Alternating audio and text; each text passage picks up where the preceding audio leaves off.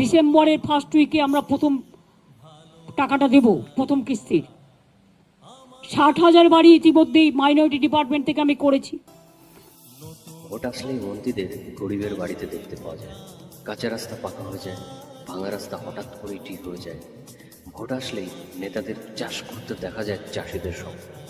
Vote আসলেই কেমন যেন হঠাৎ করে সব কিছুর দাম কমতে থাকে। ভোট আসলেই নেতা মন্ত্রীদেরকে গরিবের পা পর্যন্ত ধরতে দেখা যায়। ভোট আসলেই কেমন যেন পাড়ায় একটা উন্নয়ন ভাব বেড়ে যায়। গরিবের বাচ্চাকে কোলে নিতে পর্যন্ত দেখা যায়।